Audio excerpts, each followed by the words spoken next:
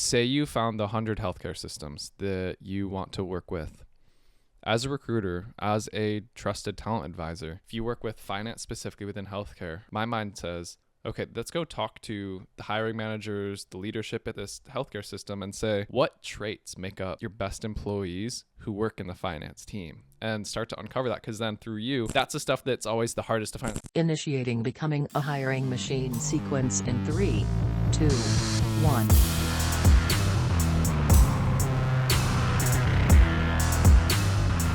Hey everyone, it's Sam Keenley, and welcome back to Becoming a Hiring Machine. This is the show dedicated to fixing recruitment by going beyond saying what needs to change and instead teaches you how to make that change. Today we've got a great Tactical Tuesday episode ahead of us, but before we get into that, I want to tell you a little bit about the show. Essentially, we have shows within the show here. Some days we have interviews with industry thought leaders and others who are shaking up the space, while other days we cover trending topics. Stop by every Tuesday like today for a Tactical Tuesday episode where we go deep on how to do something. It's going to help you drive better results in your day-to-day. And occasionally you get a mic drop episode from our founder, Matt, where he shares something that he's been thinking about within the recruitment space and wants you to know. Now, as a reminder, if you like the content that we share here on the show, make sure that you subscribe for more. All right, today's Tactical Tuesday. We've been talking a lot about account-based prospecting lately, primarily from the business development side. So today we're going to go a level deeper and we're going to talk about account-based prospecting from the candidate side. So you've already mapped out your total addressable market of prospects, but have you mapped out your total addressable market of candidates? So for those of you who've carved out a niche, this isn't going to sound like anything new to you, but whether you have or haven't been doing this yet, we're going to talk about a few things that you should be doing in this vein today and why those are so important moving forward. So here to chat through with us, here to chat through this with us is your favorite Tactical Tuesday co-host, Vivien. Vivien, welcome back.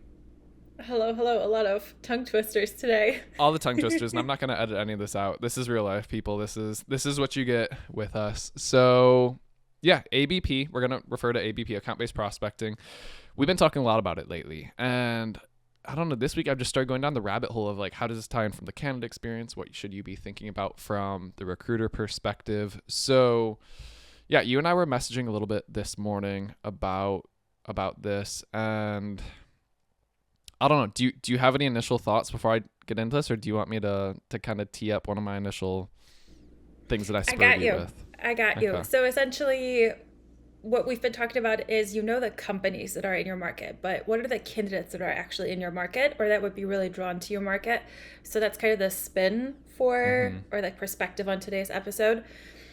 And yeah, I think you have like your initial couple of thoughts on it before I jump into it. Yeah. And so when you look at the market, okay, you've got the prospects that you want to get in touch with. It's hard enough to get them to respond. And that's what we've been talking about with the ABP webinar we did last week. Lex and I went deep, how do you add value? How do you educate? How do you build trust?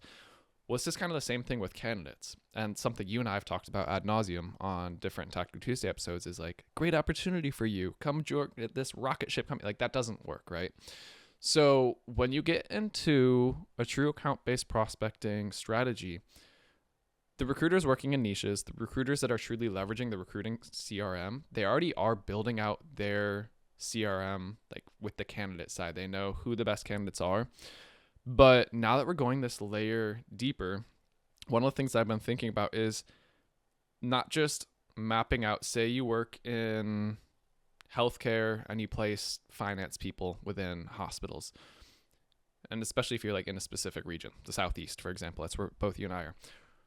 Do you have all those people in your database? That's step one. That's a 101 level. The 201 level is, have you engaged with them just because you know them? Because that is what you and I always talk about with the outreach is you can easily send them an email, but the first thing that someone looks at and decides if they're going to open an email or not is the name recognition of the sender. So the more that you can stack the deck in your favor of that by getting ahead of that, that's something that I've been thinking about is how do you improve the odds that you're going to win? Because my hypothesis of all this is if you can get ahead of your market with the prospects, if you can get ahead of the candidates, you're going to know exactly who to slot in where from a candidate perspective with those. You're going to have higher response rates, which means you need to engage less candidates, better conversion rates through the pipeline, and you're going to have a faster time to placement. Win-win-win. This sounds like perfect, absolute perfect scenario, right? So how do you think about this from the candidate perspective as a recruiter? Like, what are you doing to go and start these relationships? We've talked about clamps before and getting in with that, but you're not working a job per se where they're a great fit right now. You're trying to come at this with the intent of, I want to develop relationships so I can know when this perfect person would be a good fit for this role that I might get with one of these other prospect accounts that I've mapped. So I'm gonna stop talking now and let you say the smart stuff. Well, that was perfectly teed up, and I'm gonna take it a couple of steps back and start at like I will call this the baby recruiter level. So even if you've been in the recruitment industry for many, many years and you're pivoting your industry or your niche and you're basically starting from scratch, or you just got into recruiting, you don't know where up and down is. But the first place to start is whenever you are emailing people, the call to action, the reason why I keep saying, don't just say, let me know if you're interested or when's a good time to chat, but also say, let me know if you're not interested and I will take you off our list, no hard feelings.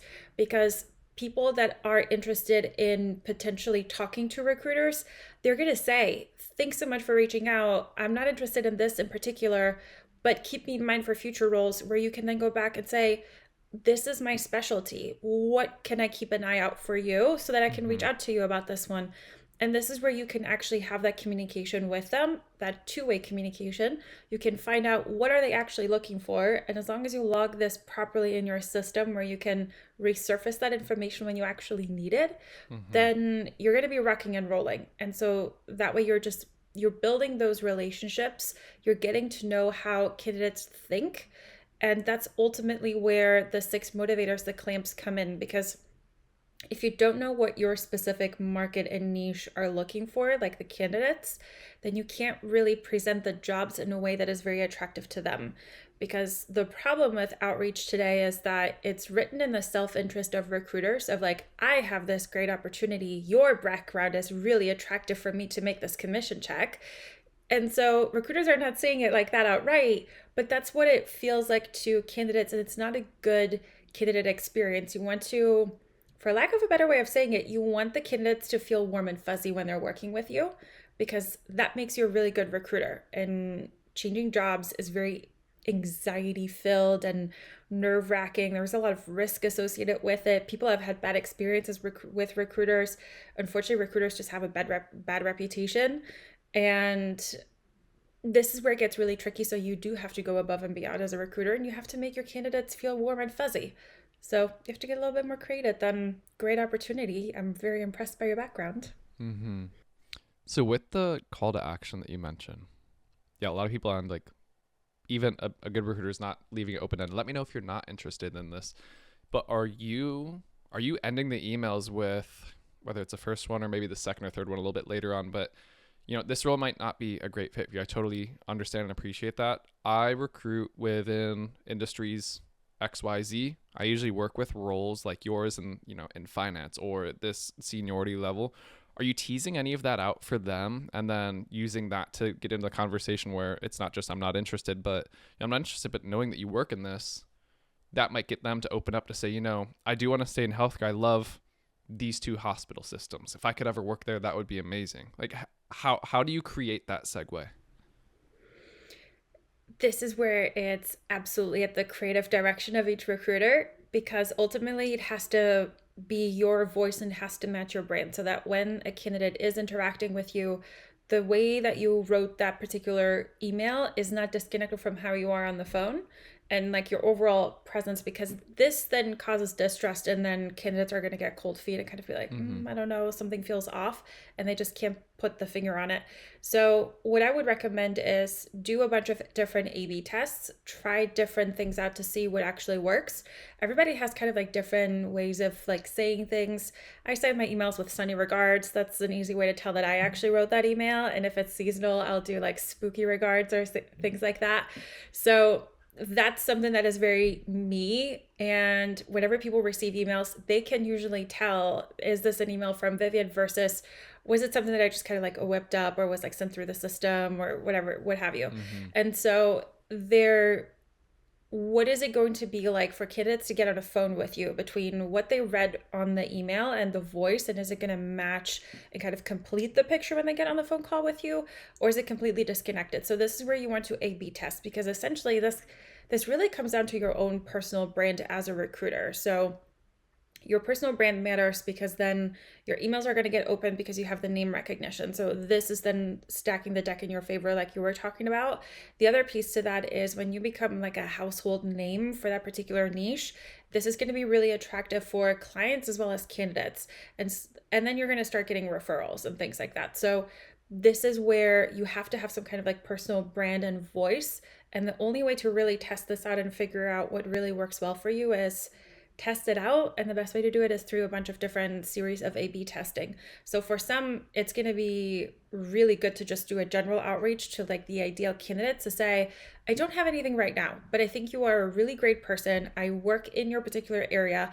I would love to know, what kind of job are you aiming for? What is your absolute dream job? And just see what kind of responses do you get. And this essentially, you're doing a little bit of like a market survey almost, just to do like, and that way you can see who's actually interested in potentially leaving, who's warm, who can I start working with. And you can then just kind of like take it from there and figure out what is an attractive role to you. Where do you want to work? Why do you want to work there? And then you can leverage that and say, okay, and then you can, let's say, go to that particular hospital that this candidate mentioned they would love to work at because they actually have like a great internal system. There's a lot of communication internally between the different departments or what have you, right? And so then you can actually reach out to that and be like, hey, I actually had a lot of really amazing candidates that would love to work with you guys for XYZ reasons. Then your business development outreach is different too. Yeah. In that email with the candidate, when you're talking about that, where do you incorporate the clamps to it to get that information to understand? Like what are their big motivators? Is it money? Is it location? Is it, all of the different ones that you've spoken about before? Are you asking for that earlier on in that and then using that to know when to reach out to them for future ones, or how does that get incorporated in? So whenever you're doing outreach about a particular job and you're listing all the different claims, you're not just saying like rattling off, this is the challenge, this is the location. Like you want to be a little bit more creative with that. You want to present it in a neutral way, because some people, and like the best example for that is the challenge of the job. The job is trying to solve some kind of problem. And for some, this is going to be a step up. It's an exciting challenge that they would love to sink their teeth into. For others, it's like, I've been there, I've done that. I'm too stressed out and burned out from being at this higher level. I would love to actually drop back down a little bit. And so it's the job itself has some kind of challenge, and then the right candidate is going to be really excited about that, whether it is a step up, step down, or it's just a vertical kind of horizontal move, that way. And you just want to present it in a neutral way so that whoever is excited about just you phrasing it very neutrally jumps on it. When it comes to actually having a conversation about the motivators with candidates, you kind of want to go through it and ask in terms of, what is your dream job?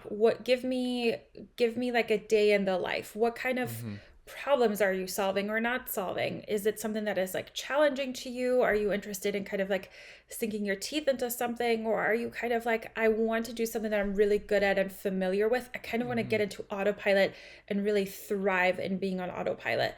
And you want to ask really open-ended questions where you basically want people to paint the ideal job for you. And from that, as a recruiter, you need to extract, what is the challenge that they're looking for? What's the location that they're looking for?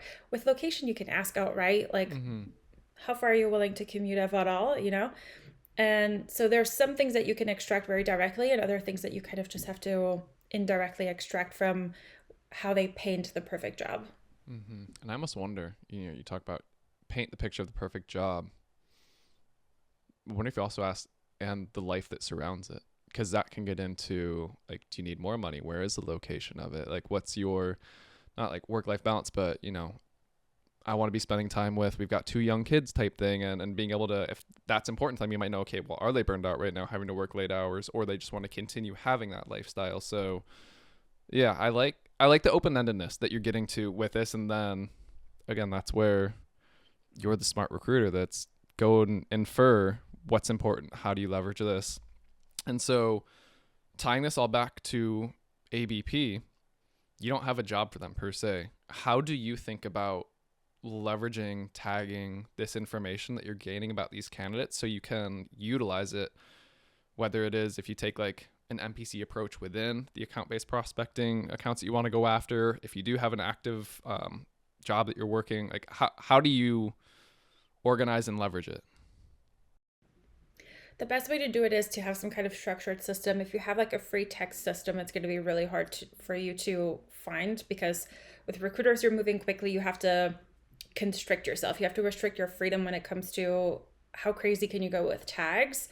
If you go too crazy, you're going to miss a lot, just even with like misspelling and things like that. So you do want to have some kind of like structure in lock. So those are called hierarchy fields, where it's a drop down menu and you can select whatever actually applies.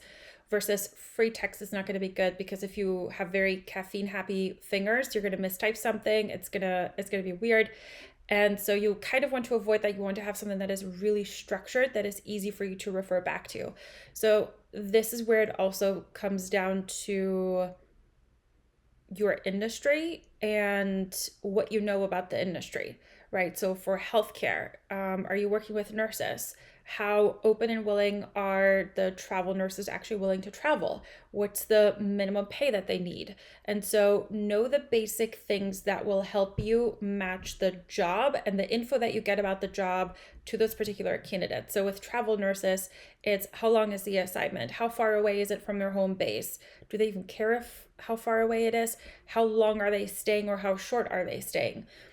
And so it's like, what's the specialty? What kind of like hospital network is it? Some people have their own preferences. I worked for this hospital network. It's an absolute disaster. Never talk to me about them, right? So you want to gather this type of information, put it into some kind of structure where you have like a parent category and then like those little like child instances. So for example, like travel, willing to travel for like long term, for like 6 month type assignment, or more interested for like a 3 week type of assignment. And so have those categories for yourself, but don't create too many, because then it's a lot of data entry. Recruiters are allergic to data entry. As much as recruiters might love the idea of being able to retrieve that information, they're not fans of actually entering it, and then it becomes useless. So you want it to be comprehensive enough where it's actually super helpful for you to identify the right candidates, and then you can always revisit your notes to really double check, is this the one? Or and like you want to kind of strike that balance between, I have enough to identify the right pool and then I can drill into my notes from just this selection. Because if you overdo it, then you're not going to use it, you're not going to do that data entry, and it's going to be too complicated and narrow. Yeah. So as you were explaining this, my mind started, it loves rabbit holes. I don't know why, but that's just the way that I operate. Thinking again of this unique use case, ABP, not working a job, candidates not actively looking, they're very much passive. Say you found the 100 healthcare systems that you want to work with. As a recruiter, as a trusted talent advisor, if you work with finance specifically within healthcare, my mind says, okay, let's go talk to the hiring managers, the leadership at this healthcare system, and say, what traits make up your best employees who work in the finance team, and start to uncover that. Because then through you, that's the stuff that's always the hardest to find. Like, yes, you can read a resume, you can see someone's experience, but the gritty, are they willing to work late hours? Or do we want someone that's just super empathetic and can talk to customers and patients for hours and not get bogged down? They're even keeled. That's something that I'm thinking about. This is a perfect time where it's like, you're not on the clock per se in terms of I need to make a placement tomorrow and I can't afford to have these conversations, but this is the time where you can start to get all this background context stuff that often is what does separate those like good candidates from like, no, this is the perfect candidate. And I can tell you why, not just on paper, but what makes them uniquely them and how that is going to work so well with your company and this position. Yeah, it's essentially when you have these conversations with hiring managers, you're also learning how to pitch the right candidates, because the big disconnect in the job market in general is what hiring managers are looking for versus how candidates are presenting themselves to hiring managers. The way that candidates present themselves is, I have done all of these things, But hiring managers are not looking for, you have done all of these things. It's more so of like, what kind of person are you on top of your skills? How are you actually doing them? So they dig a little bit deeper, but candidates don't know how to present themselves like that, but then also deal with all the different screening tools that are now out there with like AI kind of just like ranking the resumes and auto rejecting and things like that. So there's a lot of disconnect there where recruiters actually have the big advantage of knowing what are hiring managers looking for and really capturing that so that you have a template that when you are working with that hiring manager, you know how to pitch these candidates, and you also know how to ask candidates in a way where you could actually get that information out of them and pitch them in a way where it is successful. Because one of the things that recruiters also struggle with is that they feel like they are submitting the right candidates, and yet hiring managers are like, I'm going to pass on this one. And they don't tell you why. And sometimes they don't know how to articulate it. And so what we talked about is visualize the perfect candidate who comes to mind. Describe this person to me so that they kind of like are primed to look for that in a candidate, but it also helps you as a recruiter. And so capturing that information against the hiring manager profile of like, what are they looking for, is really good so that you know how to pitch to that person, but you also know how to maybe talk to our other hiring managers of like, hey, I have these candidates that are actually incredibly resourceful when it comes to like bookkeeping and the cool things that they do with that. Not that they're like doing weird stuff with the books, you know, but you can phrase it in a way where it's like, oh my gosh, this is the thing. So I know that in logistics and supply chain, a big one was that most people have no idea how to properly do custom codes for like all the different products that they're importing, exporting, and all that fun stuff. And that was actually causing a lot of slowing down for those supply chain companies. And so if you talk to candidates and get a little bit more insight, you then know how to pitch this to the hiring manager that says, this is a really big problem. We cannot find candidates that know the proper like codes. Yeah, that's so true. And as I'm thinking about like the candidate submittal agent that we built recently, like this is a perfect way to incorporate that into like, that's the ideal spot that put all that in. Hey, here's why this person's so good. Yeah, it all just comes together, which is the fun part. So yeah, I mean, I could, you know me, I could rabbit hole down a million different parts of this. Any parting thoughts before I try to I don't know if it's part 2 or something, but yeah, anything you want to wrap with on this one? It really comes down to personal branding and know your market. And your market is hiring managers, it's companies, it's candidates. What do candidates want, so that you know how to explain that to your hiring managers that you're working with. And also the flip side of what do hiring managers want, so that you can get that information from candidates and kind of like be that bridge that is basically building that bridge between those two different continents that are drifting into two different directions, even though they want to go towards each other. Yeah. And so yeah, recruiters are just matchmakers in a professional setting. And so you just have to know both sides, and you have to position yourself as the expert, because that is who you are. You're talking to way more people than either one is. And you have to kind of like collect that information and really leverage it. And that's what will take you to the next level. So personal branding and know your market. I love it. Well, Viv, as always, appreciate you coming on. This is the stuff that stretches us in the fun ways, and that's as we do venture into this new world of AI and just more data, more workflow things that make lives easier. Like there's just so much more opportunity, but how do we best use it to our advantage? So appreciate you as always coming in and helping us connect those dots. Anytime. All right. Well, as we wrap, Becoming a Hiring Machine is a production of Loxo. If you like this episode, but you're not sure where to go next, we do have a link to a similar one. You can find that in the show notes within the description of your favorite podcast streaming platform, as well as on our website. Full video episodes are available on YouTube. If you ever have questions, send them our way, podcast@loxo.co. And lastly, if you enjoyed this episode, please make sure to leave us a quick rating in your podcast streaming platform. It takes you 3 seconds, but it's going to help other recruiters like you to find us. So, all right, everyone, that's the show. It's another great Tactical Tuesday with Vivien. Until next time, bye, y'all.